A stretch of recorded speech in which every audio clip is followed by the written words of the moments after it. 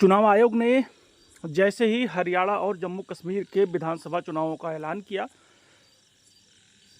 उसके बाद में वहां पर चुनाव प्रक्रिया शुरू हुई।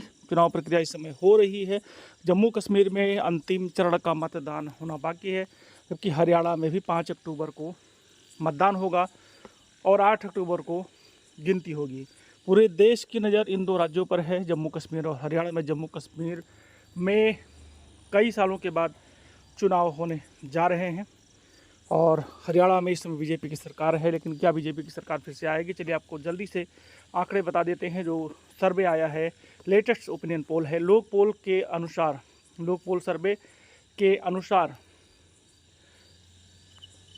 कांग्रेस को 58 से 65 सीटें मिलती हुई दिख रही हैं, जबकि बीजेपी को 20 से 29 सीटें मात्र मिलती हुई दिख रही हैं, जबकि अन्य के खातों में 3 से 5 सीटें आती हुई दिख रही हैं।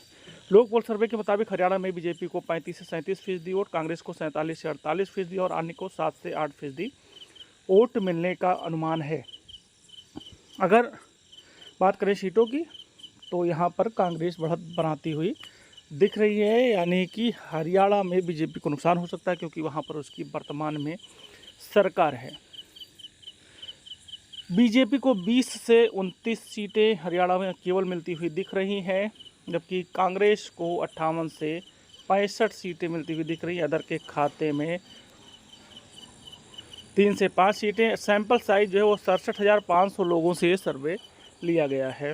बात करते हैं जम्मू कश्मीर की। जम्मू कश्मीर विधानसभा को लेकर लोक पोल ने मेगा चुनावी सर्वे किया है और इस सर्वे के गहन अध्ययन के बाद में जो रिपोर्ट जो जारी की गई है, जो सर्वे जारी किया गया है, उसमें कांग्रेस और इंडिया गठबंधन को प्रदेश की 90 सीटों में 52 से 56 सीटें मिलती हुई दिख रही है। बीजेपी को 23 से 26 सीटें, पीडीपी को 4 से 8, वही अन्य को 3 से 60 सीटें मिलने का अनुमान है।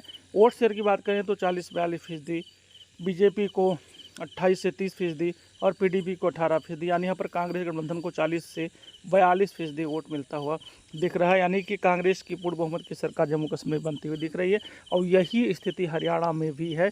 हरियाणा में भी कांग्रेस की सरकार बनती हुई दिख रही है। जम्मू कश्मीर की जो है बात करें अगर, तो 51 से 56 सीटें, जबकि 46 सीटें गठबंधन बहुमत के लिए चाहिए। कांग्रेस को 51 से 56 सीटें, यानी पूर्ण बहुमत की सरकार। बीजेपी भी पिछले प्रदर्शन के करीब है। पिछला जब चुनाव हुआ था उसमें 25 सीटें बीजेपी को थी, इस बार भी 23 से 26 सीटें मिलती हुई दिख रही हैं। पीडीपी की सीटें काफ़ी कम हुई, पीडीपी को केवल 4 से 8 सीटें मिलती हुई दिख रही हैं, जबकि आदर्श के खाते में भी 3 से 60 सीटें मिलती हुई दिख रही हैं। यानी कि अगर ये सर्वे वास्तविक रिजल्ट में आता है तो फिर भाजपा को नुकसान होता हुआ दिख रहा है दोनों राज्यों में, और दोनों राज्यों में भाजपा की सरकार बनती हुई नहीं दिख रही है। दोनों राज्य में इंडिया गठबंधन की सरकार बनती हुई दिख रही है।